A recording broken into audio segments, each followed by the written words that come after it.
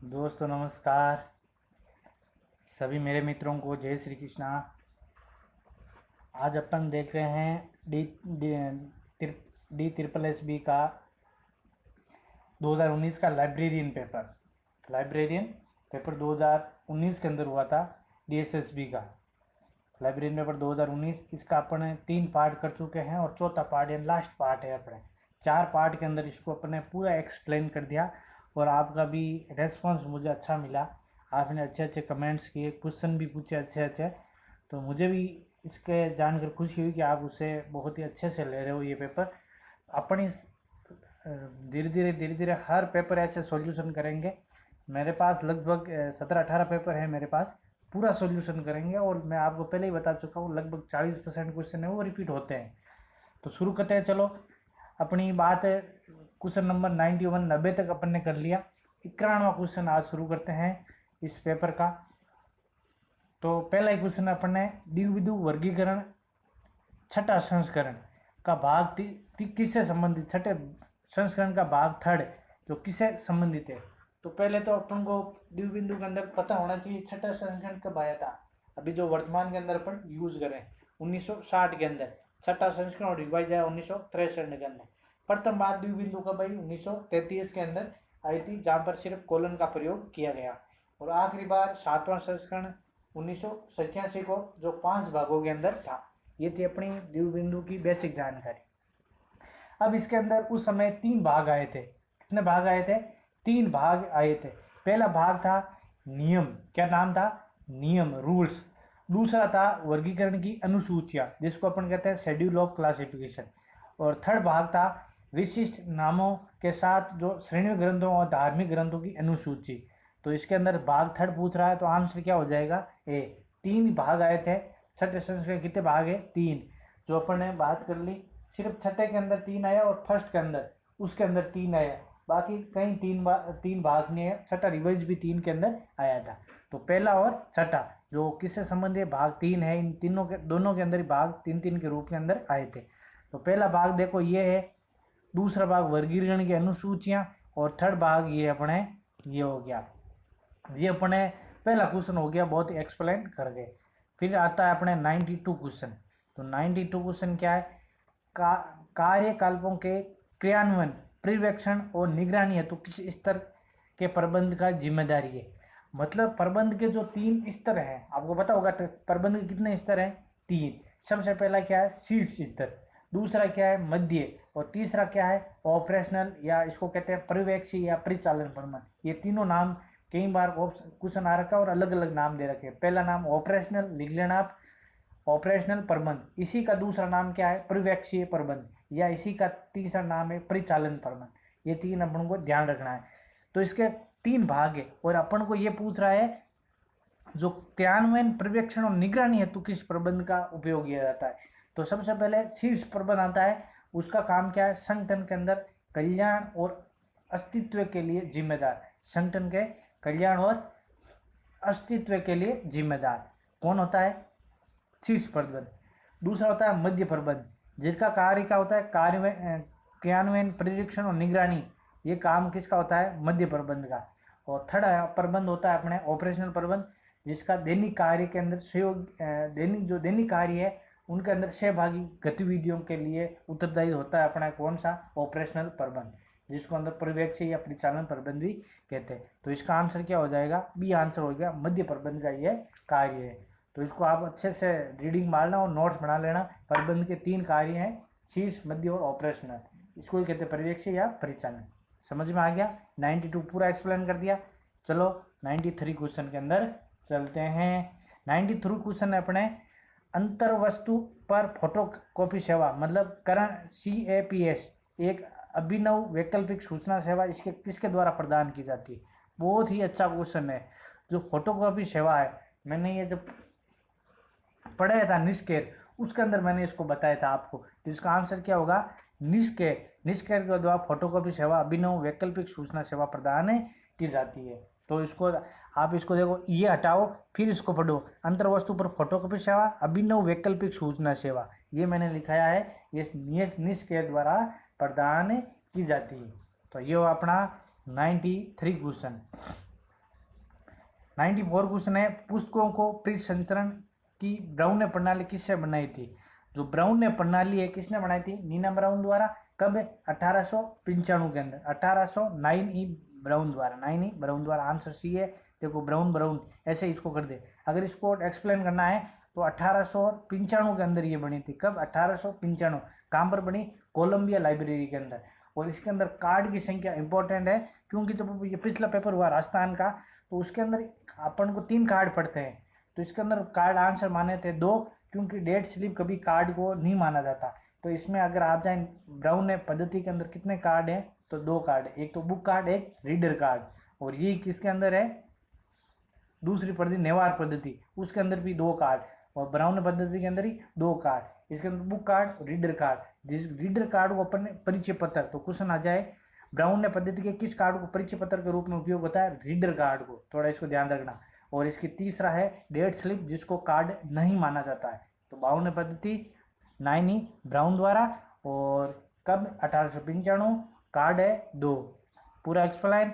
अगला है 95 critical accident तकनीकी। अब इसको आप अगर एक्सीडेंट इसको लेंगे तो आपको पता जाएगा जो ये नवीन घटना है इसका ध्यान केंद्रित किया जाता है। तो क्रिटिकल एक्सीडेंट तकनीक मुख्य रूप से केंद्रित किया जाता है तो एक नवीन घटना के रूप के अंदर। लाइब्रेरी का यही है, लाइब्रेरी का क्वेश्चन है तो उस क्वेश्चन में से कोई भी एक सा वर्ड मिलेगा आपको जो आपको उस आंसर की तरफ आपको अट्रैक्ट करेगा, इसलिए उसको थोड़ा सा ध्यान से क्वेश्चन पढ़ना चाहिए। फिर अपना आता है 96 RRLF किसकी उन्नति से संबंधित है? बहुत ही अच्छा क्वेश्चन है RRLF का। RRLF किसकी उन्नति से संबंधित है? तो RRLF है राजा राममोहन लाइब्रेरी फाउंडेशन। ये किसकी उन्नति के लिए कार्य करता है? तो ये सार्वजनिक पुस्तकालय है, उनकी उन्नति के लिए कार्य करता है। थोड़ा इसको अपन को ध्यान रखना है। और बहुत ही शानदार क्वेश्चन ये मिलता है अपन को RRLF का, क्योंकि कई बार क्वेश्चन RRLF से पूछा जाता है और हर बार ही पूछा जाता है RRLF, क्योंकि भारत का राष्ट्रीय पुस्तकालय कलकत्ता के अंदर है और यही कलकत्ता के अंदर है, इसलिए RRLF का क्वेश्चन पूछा जाता है। और अगर पूछ ले आपको RRLF की स्थापना कर रही थी तो 1972 को इसका स्थापना हुई थी। कहाँ पर? ये कलकत्ता के अंदर। और किस मंत्रालय अधीन आता है? तो संस्कृति मंत्रालय के अधीन ये आता है। इसके द्वारा एक कार्यक्रम चलाया जा रहा है नेहरू युवा केंद्र। नेहरू युवा केंद्र ये कार्य किसके द्वारा चला जा रहा है? RRLF। और इसकी गतिविधियां क्या है? एक मस्ट गतिविधि है जो इम्पोर्टेंट है, कैटालॉगिंग इन पब्लिकेशन, यानी प्रकाशन से पूर्व सूचीकरण किसकी है? RRLF की। थोड़ा इसको ध्यान रखना। ये अपनी RRLF की बात हुई, ऐसे मैंने RRLF अलग बढ़ा दिया। अगर इसका प्रकाशन पूछ ले तो इसका ग्रंथाना जो 1980 के अंदर अर्धवार्षिक प्रकाशन होता है ग्रंथाना। और नेपलिस इसका ही एक है कार्यक्रम है जो 1983 के अंदर बीबी बरुआ की अध्यक्षता में तैयार किया, लेकिन ये इसका गठन कब किया नेपलिस का? 1985 के अंदर DB चट्टोपाध्याय के अध्यक्षता के अंदर। तो ये हुई बात RRLF की। RRLF एक अलग अलग राज्यों को अपना अनुदान भी देता है, ये मैंने आपको पढ़ा रखा है, तो इसका आप RRLF के अंदर जाके अच्छे से इसका रीड कर सकते हो। और ऐसे मैंने आपको इसको पूरा बता दिया। फिर बात आती है अपनी TD विल्सन ने किस वर्ष इकोनॉमिक सीविंग को दिया था? TD Wilson. तो अच्छा क्वेश्चन है। TD क्या है? विल्सन ने किस वर्ष इकोनॉमिक इन्फॉर्मेशनल सीविंग, इन्फॉर्मेशन, थोड़ा ये गलत क्वेश्चन पढ़ लिया मैंने, इन्फॉर्मेशन सीकिंग का पद गठन किया। ये इन्फॉर्मेशन है सीकिंग, मैंने इन्फॉर्मेशन के बहुत सारे बताए, इन्फॉर्मेशन लिटरेरी सब कुछ इन्फॉर्मेशन। तो इसका अपन को क्वेश्चन आ जाए इन्फॉर्मेशन तो कब आया? 1981 के अंदर। थोड़ा इसको ध्यान रखना है, बहुत ही अच्छा क्वेश्चन है ये, बहुत ही पहली बार क्वेश्चन पढ़ा है मैंने इस टाइप का। लीसा की आवर्ती क्या है? तो लीसा की आवर्ती क्या है? लीसा से पहले बात करते हैं प्रकाशन कौन करता है लीसा का? तो LA द्वारा लीसा का प्रकाशन किया जाता है। इसका आंसर उस साइड दे रखे, चलो वहाँ पर चलते हैं ऊपर की तरफ।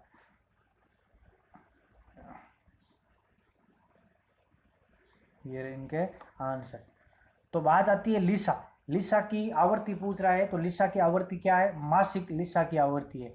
लीसा की आवृत्ति मासिक है। अब अपन लीसा के पूरी बात करते हैं। तो लीसा का प्रकाशन, पहले तो लीसा प्रकाशन कौन करता? एलए। एलए की स्थापना 5 अक्टूबर 1877 को एलए की स्थापना हुई थी। एलए की स्थापना 5 अक्टूबर 1877। फिर बात आती है कि लिसा और प्रकाशन कौन एलए के द्वारा और प्रकाशन कौन कौन से किया? तो एक बहुत ही अच्छा प्रकाशन है जनरल लाइब्रेरी, त्रैमासिक प्रकाशन है जनरल लाइब्रेरीशिप, थोड़ा इसको ध्यान रखना है। तो ये हुआ अपनी लिसा की बात। ऐसा मैंने एलए कराया तो बहुत अच्छा लिसा उसके अंदर ही मैंने बताया था। फिर आता है किस वर्ड प्रोसेसिंग डॉक्यूमेंट में ऊपर अतः नीचे करने की प्रक्रिया आती है। ऊपर और नीचे करने के लिए अपन को क्या किसका काम? स्क्रॉलिंग जो आते हैं माउस के अंदर ऊपर नीचे करने के लिए स्क्रॉलिंग का काम लेते हैं। बहुत ही कंप्यूटर का था क्वेश्चन, सिंपल क्वेश्चन था।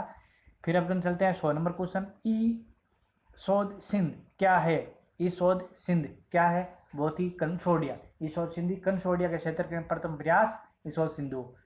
अच्छा क्वेश्चन है ना, बताया हुआ है और सिंपल क्वेश्चन है, कई बार रिपीट हुआ है। फिर आता है बात अपने अपूपा। अपूपा की बात आती है तो अपूपा एक अच्छा क्वेश्चन गिना जाता है, क्योंकि अभी वर्तमान के अंदर कई एग्जाम के अंदर ये अपूपा पूछा जाता है। अपूपा पूछा जाता है तो अपूपा अपन को थोड़ा विस्तार से पढ़ लेते हैं। अपूपा क्या है और अपूपा के अंदर क्या क्या आते हैं। तो अपूपा के अंदर तो पहले तो अपूपा लिखते कहते हैं तो APUPA। इसके अंदर जो मुख्य मेन सब्जेक्ट किसको माना जाता है? यू को। देखो यू को मेन सब्जेक्ट, बाकी एपी और पीए इस तरह को मुख्य सब्जेक्ट अपूपा। और इसके अंदर पहले बात आती है पी की, तो पर्मनल और एलिन ये थोड़ा दूर का, ये पास का मुख्य सब्जेक्ट है। पास का पासा देखो यही पास का, ये दूर का, इसको कहते हैं। इसका काम आता है तो सेल के अंदर पुष्प को किस तरह लगाना है इसके लिए लगाया जाता है। और रंगानाथन जी ने इसके द्वारा बनाया गया। अपूपा सिद्धांत किसने बनाया था? रंगानाथन ने। और इसका मेन सब्जेक्ट अम्रन जो यू के अंदर शो होता है।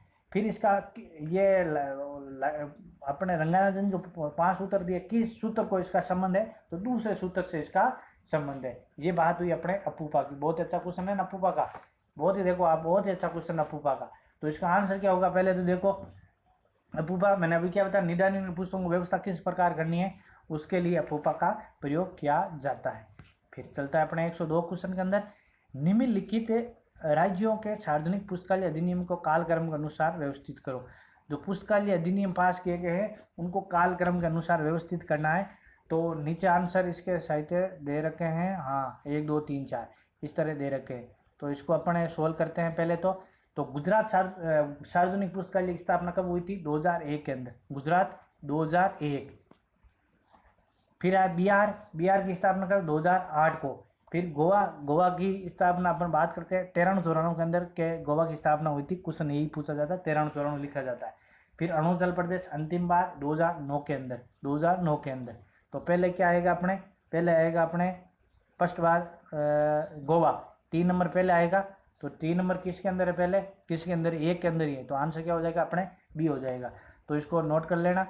सबसे पहले गोवा सार्वजनिक पुस्तकालय की स्थापना 1993-94। फिर आता है गुजरात 2001 के अंदर। फिर आता है बिहार की 2008 के अंदर। और अरुणाचल प्रदेश 2009। तो आंसर क्या होगा? सी, आंसर बी। थोड़ा ध्यान रखना, बी आंसर। अच्छा क्वेश्चन है आपको सभी, क्योंकि हर एग्जाम के अंदर ये पूछा जाता है हर राज्य का, इसको मिलाना है। क्योंकि एक राज्य जिस राज्य का उसका तो याद कर लोगे एग्जाम में, तो ये क्या करते हैं मिलाने वाला करते हैं ताकि अच्छा क्वेश्चन बन जाए। तो अगला है 103 रिसर्च इन प्रोग्रेस बुलेटिन का उदाहरण है। रिसर्च इन प्रोग्रेस, रिसर्च करना किसका एक बुलेटिन है? तो रिसर्च करंट अवेयरनेस सर्विस का उदाहरण है। सीएस का करंट अवेयरनेस सर्विस, इसका अच्छे से पढ़ा रखा है। और करंट अवेयरनेस सर्विस सिंपल है, ऐसा कुछ नहीं करंट अवेयरनेस सर्विस के अंदर। फिर बात आती है अपने निम्न से कौन सा प्रकाशन केंद्रीय संदर्भ पुस्तकालय CRL कोलकाता द्वारा किया जाता है? तो इंडेक्स इंडाना, बहुत ही अच्छा क्वेश्चन है। राष्ट्रीय पुस्तकालय कहाँ? कलकत्ता, उसके द्वारा इंडेक्स इंडाना CRL एक डिपार्टमेंट है उसके अंदर, उसके द्वारा इसकी स्थापना 1955 के अंदर स्थापना हुई थी। और इंडेक्स इंडाना इसका उसने प्रकाशन किया जाता है। ये अच्छा क्वेश्चन।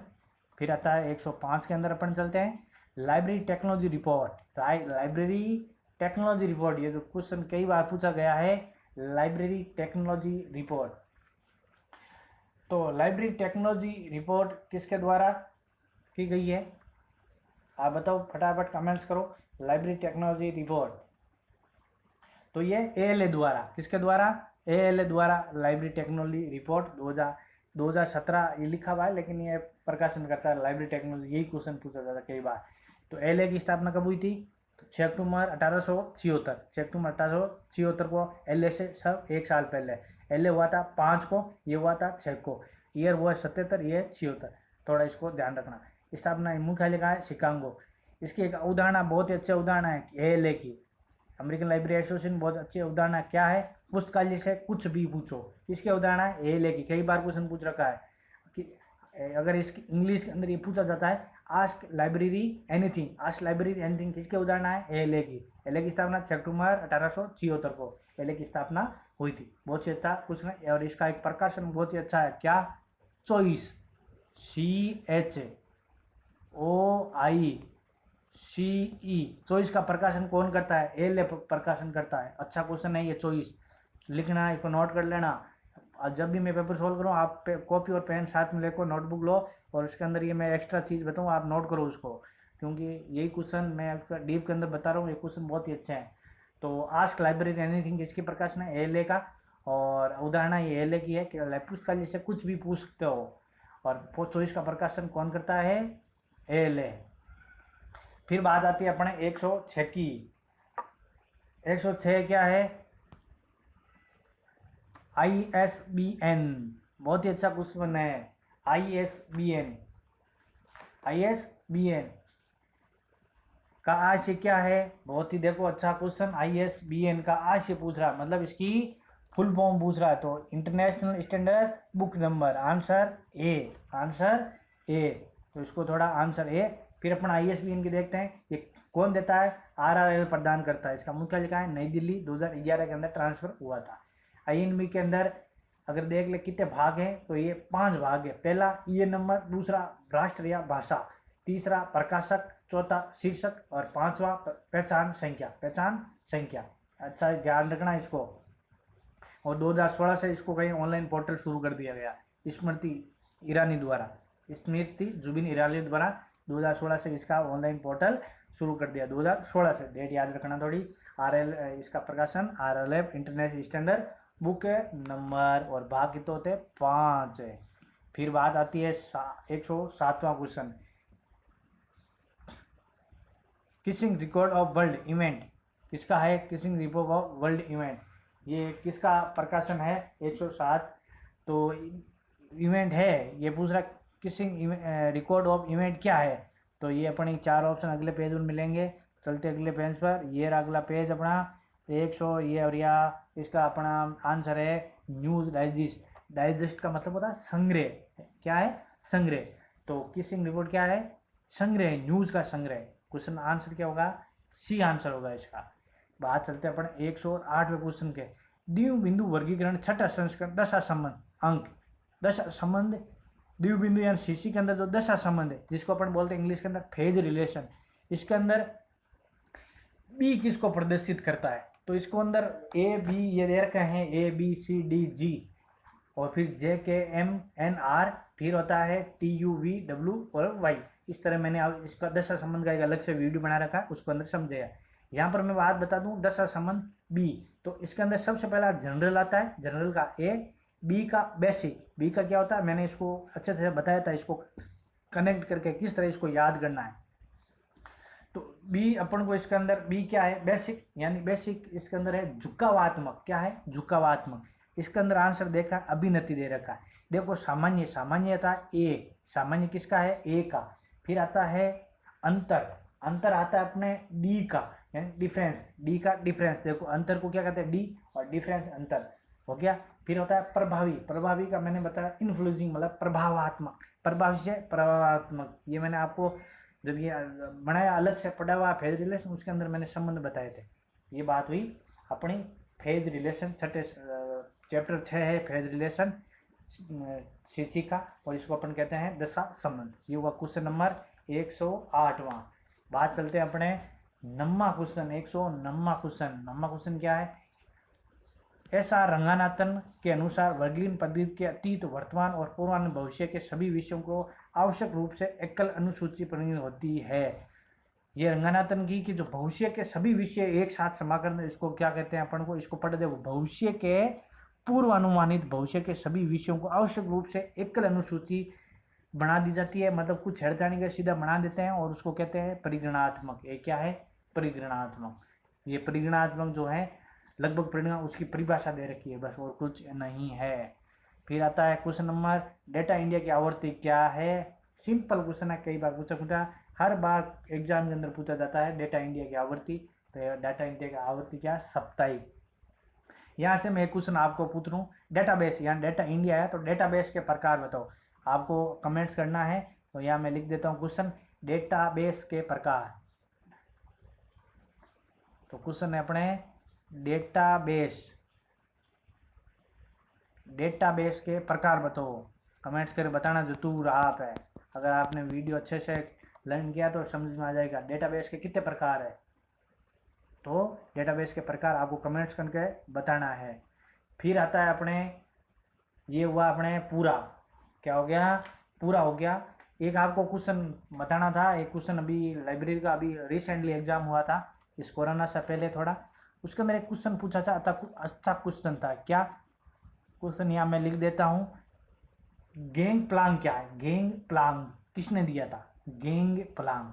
तो इसको आप क्वेश्चन नोट कर लेना, और कमेंट के अंदर ये दो क्वेश्चन मैंने दे दिया आपको। गेंग प्लांग, आधा पेड़ लांग के, गेंग प्लांग किसने दिया था?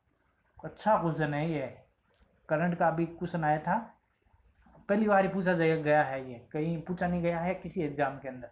तो गेंग प्लांग किसने दिया था? एक अपने क्वेश्चन पूछा था मैंने डेटाबेस के प्रकार, इनके दोनों के, ये अपने डेटाबेस पहला क्वेश्चन और ये दूसरा क्वेश्चन। तो आप क्वेश्चन नंबर 1 लगा के आंसर दे देना और क्वेश्चन नंबर 2 लगा के इसका आंसर दे देना। तो ये थी अपनी DSSB के टोटल क्वेश्चन करा दिए मैंने, पूरे के पूरे 110 क्वेश्चन है। कितने? 110 क्वेश्चन। और इससे साथ ही अपना DSSB का पेपर होता है पूर्ण।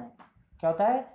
पूर्ण। नेक्स्ट अपन नया पेपर लेंगे, और ये साथ में थोड़ी भी क्लास चल रही है, देख लो, थोड़ी भी चल रही है और पेपर की चल रही है, सब क्लासें चलेगी। बस आपका अपना साथ बनाए रखना, अपने अच्छे अच्छे मैटर तैयार करेंगे। लाइब्रेरी का ऐसा मैटर मिलेगा आपको यहाँ पर सैनरी क्लासेज के अंदर कि आप कहीं भी पैसे देकर भी वो मैटर नहीं मिलेगा। मैं तो बस आपको सब कृष्ण कृपा से सब ऐसे ही अपन को आपकी सेवा के अंदर हूँ। मैं ऐसा कोई नहीं करता, बस आपकी सेवा के अंदर है। बस आप हमारा साथ बनाए रखना। सैनरी क्लासेज के अंदर आप है उसको सब्सक्राइब जरूर करना और बेल आइकन दबाना, जो भी मैं वीडियो डालूंगा तो आपको मिल सके। अलग सब्जेक्ट भी चल रहा है और लाइब्रेरी चलता रहेगा। अलग सब्जेक्ट आ रहा है, वो आ रहा है, लाइब्रेरी भी साथ में चलता रहेगा, नो टेंशन। हर बार लाइब्रेरी क्वेश्चन आता रहेगा। बीच के अंदर लाइब्रेरी क्लासें नहीं हुई थी क्योंकि थोड़ा मैं कोरोना पॉजिटिव हो गया, इसीलिए लाइब्रेरी क्लासें मैंने थोड़ा 10-15 दिन के लिए नहीं आई। अब रेगुलर क्लास आएगी अपनी। तो अपन मिलेंगे हम नेक्स्ट क्लास के अंदर। आप कमेंट्स के अंदर ज़रूर बताना आपको कैसा लगा पेपर का स्तर क्या था, आप इसके अंदर कितने क्वेश्चन 110 में से कर सकते हैं, आपका लेवल क्या है ज़रूर बताना। तो अपन मिलेंगे हम नेक्स्ट क्लास के अंदर। कोई भी आपका डाउट हो कमेंट्स के अंदर लिखो, और अगर आपको कोई अर्जेंट क्वेश्चन हो तो व्हाट्सअप नंबर दे रखें, आप व्हाट्सएप पर क्वेश्चन पूछ सकते हो। तो मिलेंगे हम नेक्स्ट क्लास के अंदर, तब तक के लिए आप सभी को जय श्री कृष्णा।